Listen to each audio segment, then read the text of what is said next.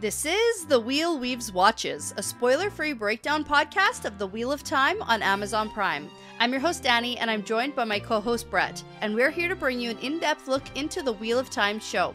We'll share reactions, episode breakdowns, and relevant background information without spoiling future content from the book series. So let's get watching. Tonight, we are talking about episode 5 of season 3 of The Wheel of Time. Yeah, episode 5 is called Tel'aran'rhiod. Yeah, it is. The World of Dreams. TAR. We get a whole bunch of really critical information. Mm-hmm. And full disclosure, we did not watch this as soon as it came out. No. Because we had our very lovely family trip to Mexico. Yeah, we did. That was great. Yeah. And then I got super sick. Horribly sick. You got one of the infamous man colds. Man flus. I said, this is what it feels like. This is what a man cold must feel like. When we get sick. And because now you know. I could not get up. Couldn't even get out of bed. Yeah. Now you know what it's like every time I've ever been sick. You're every time. Whoa. Now I get it. You understand a little piece of it. Yeah. Okay? You Except get it. here I am. Do you get it now? Recording and I'm trying. Do you get it now? No. Yeah, no. You are very sick. But Yeah. you toughed it out. I appreciate it We for had tonight. a choice to make too. Yeah. We could either record a book episode Yeah. or watch the show and do a show episode. And I was like, I don't think I can record a full book episode, but I can definitely watch a show and talk about it for 10 minutes. Yeah. So tight 10 minutes. Tight show 10, 15. fans rejoice. There we go. We got Book this. fans, you gotta wait a day or two. Delayed a little bit release. more recovery here.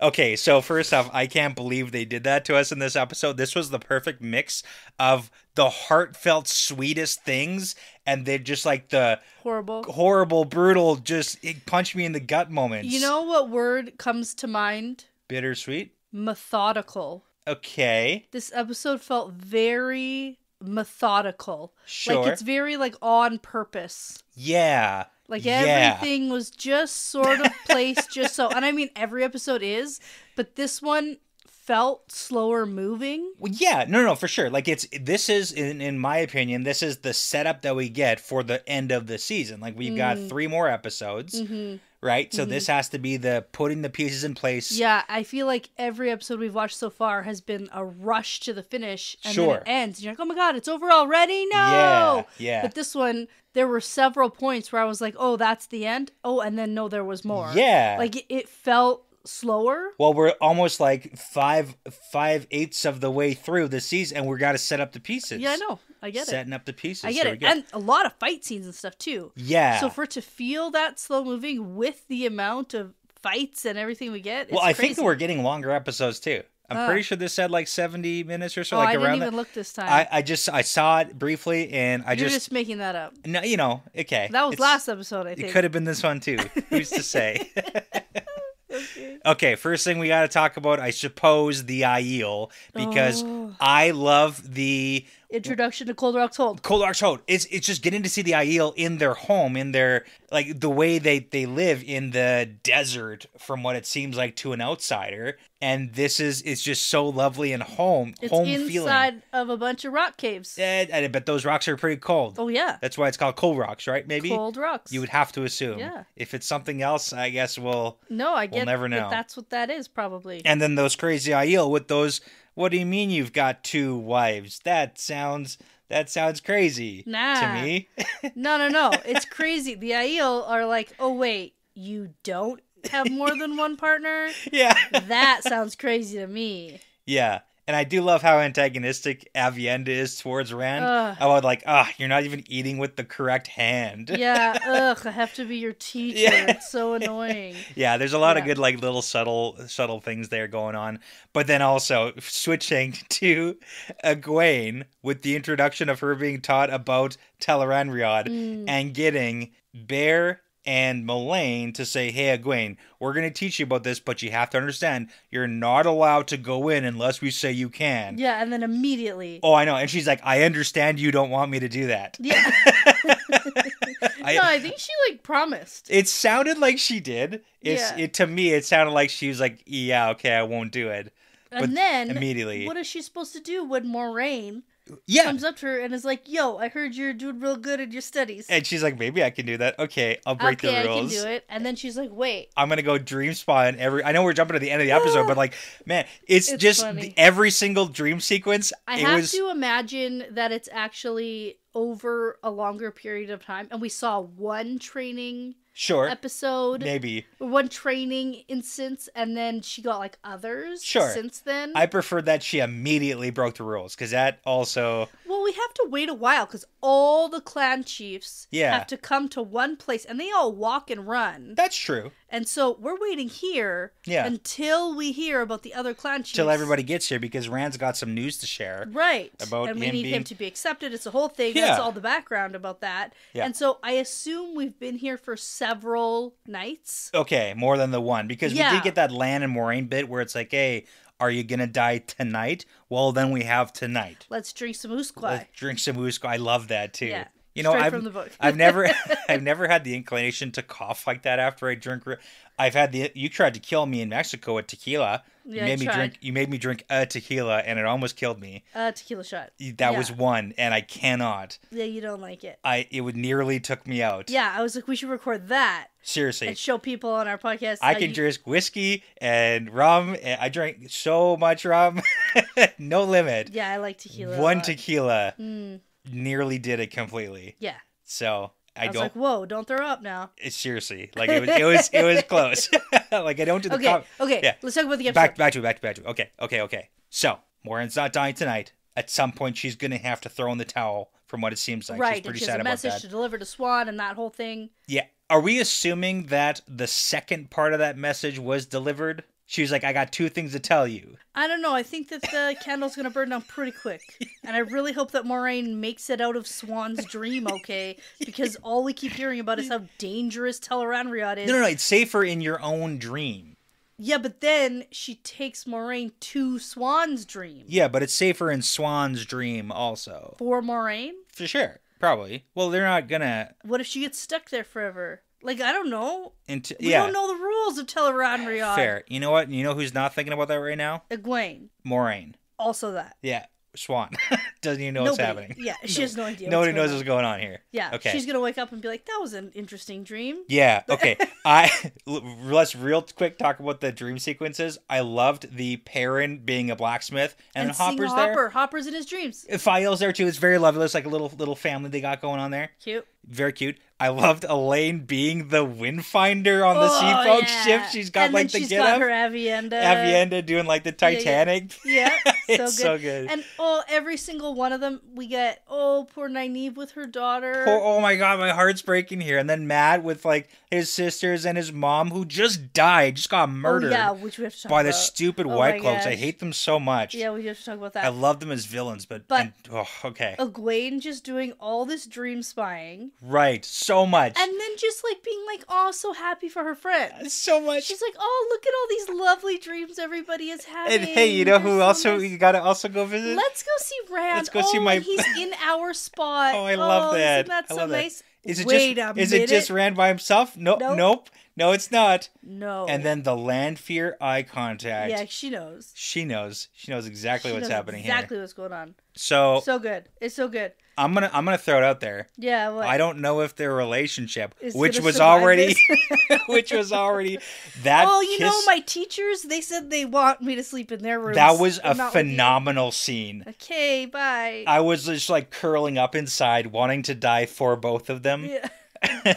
It's like, Yeah. She knows already. Yeah. She knows. Does he know? I don't know. But I feel like he knows. I know he knows, but like, does he know he knows? I don't know. Yeah. I don't know what he knows. Okay. Oh man. That was so good. Should we talk about tower stuff real quick? Tower stuff. Oh my gosh.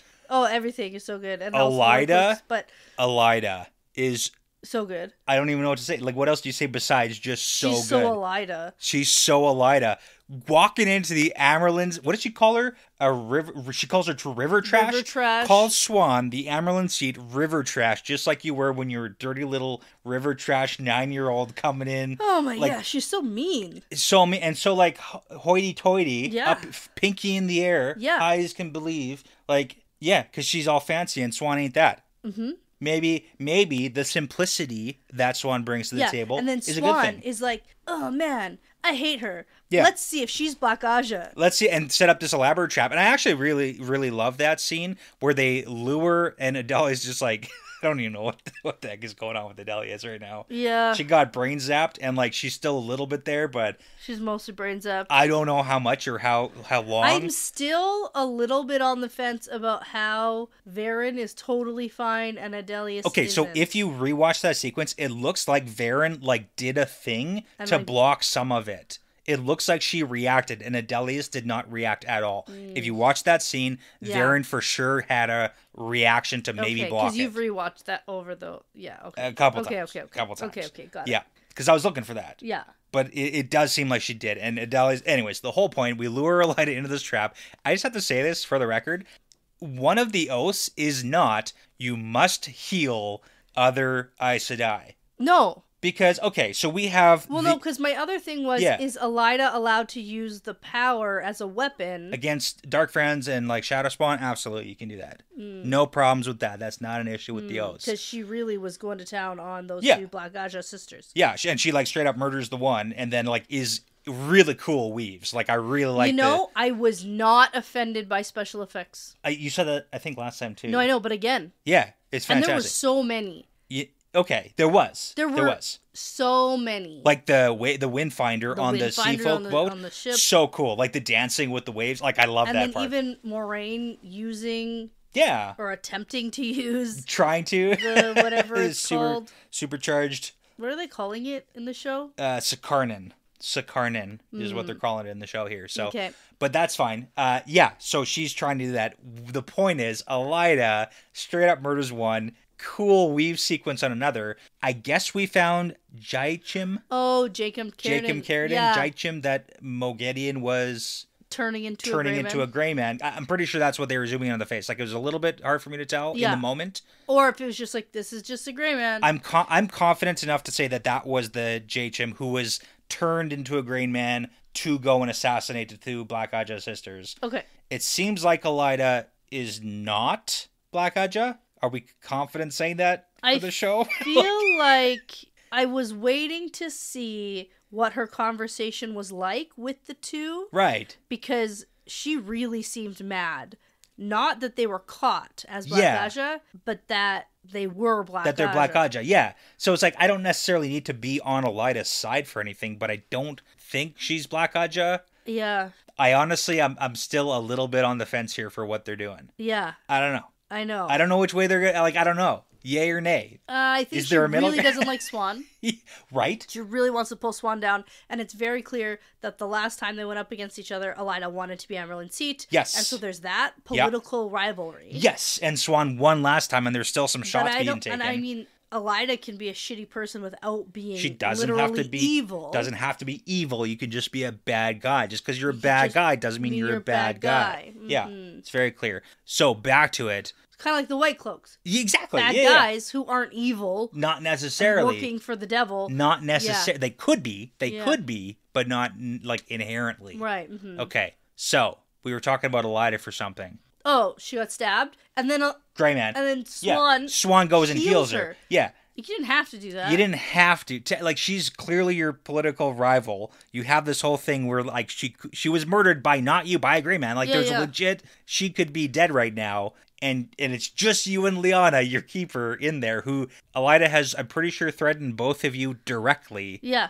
You could just, I'm not the best at healing. No, that other one was Leandrin threatened Liana. You're thinking, but they're both reds. What's it? Okay. Yeah, they're both just reds. Sisters. Right, yeah, same. Yeah. Same. So, you could have just, but then, I also understand, we don't want to do that. Okay. The whole point is, Elida, not dead. Yeah. There was a lot of people who, like, almost died. Alana Maxim. Crazy White Cloak fighting. That's crazy. Yeah. Oh, that's hard. She got hit in the arms and legs a lot, though, so, like, I understand not dying. And we know Maxim even getting hit, like, he's a warder. We got, like, a little bit superpower. Yeah, I saw some behind the scenes of the actress who plays Alana dancing around. Very cool fight sequence. In her costume. Okay, like, actual dancing. She has arrows sticking out of her and stuff. She's, like, doing silly dancing. Okay. Yeah. That's good. It's pretty great. That. Yeah. And then, of course, we got to pour one out, unfortunately, for Matt's mom, who was burned at the stake for being a witch. And you know what, though? I have to give her some props. She came through. I don't think she's a channeler. I think she saved her daughter. She saved her daughter. Yeah. One of her daughter's channels. One of them, So, 100%. And we know that Alana has come here looking for... Exactly. Big talent. Manetheren blood, big talent. Exactly. You know? Yeah. And so, 100%. if one of Matt's sisters channeled, now we know Natty Cawthon isn't the best for sticking up with... But like a little bit of a redemption arc there. Redemption for her. She did it. She saved her daughter. So I do respect and appreciate that. But then that's when Perrin is like, yo, Dane, thought you were a good guy. What the fuck you doing? Yeah, well, he's looking worse and worse. And clearly... He's drinking a lot. And, that's okay if you're not a dick about it. But he's being... You can't also kidnap people and put them in cages. Yeah. You can't do both. That's my opinion. Also, Fail is a badass fighter. I loved it. And she's so tiny, and I love it. She's just being And the camera angles, like, on purpose, make her look so much tinier than Perrin, I think. Maybe. It's almost like a Lord of the Rings situation. Like an angles thing, exactly. Stand 20 feet away. I bet she is quite... tiny also compared to the, Marcus, but yeah, I love the loyal bit where it's like, apparently I'm not very good at sneaking, so I'll just stealthy. Yeah, it's like, yeah, man, we know that. Stealth isn't my strong suit. yeah. So a lot of really great sequences this episode. Yeah, I'm really excited for the setup of where we're going from here. Wait, did Dane Bornhall die? No. Okay. So many people got stabbed. Like Perrin got stabbed, Dane got stabbed, not on like the. I think it was on the the shoulder. Yeah, like shoulder-ish area. Like everybody got stabbed. I don't think anybody really died except for maybe Natty Some White Cawthon. Cloaks. A bunch of White Cloaks died, sure, but like the no-name ones. I love that Valda. Joya and Amico died. Yeah, we got both of them dying. I love that Valda was directing the attack against Alana. But then wasn't part of it. Because he's a little... So I was like, where'd he go? Is he dead? It's like he for sure did not attack the full Aes Sedai. No. Because he's a little baby and he's going to hide until he for sure knows and I want to know how they even found her. Like, I don't believe, because they can't sense her channeling. It's one of those... And it's all foggy and stuff. I mean, I like that they're making the White Cloaks good at things. Yes. But, like, that's almost a little too more good. competent. A little more competent. Yeah. I can suspend my disbelief there. Okay. Yeah. All right. Okay, so you are done. I can't talk anymore. I can tell you're at the end of it. My throat is so sore. I'm so excited for the next episode, which we really don't have to wait very long for. Yeah. Because we had to wait for so long for this one. Yeah. We didn't have to, but yeah. Had to. But here we go. Episode 6, we're coming up. Okay, cool. Because as we say around here, it's part of the pattern now. Yeah, it's part of the pattern.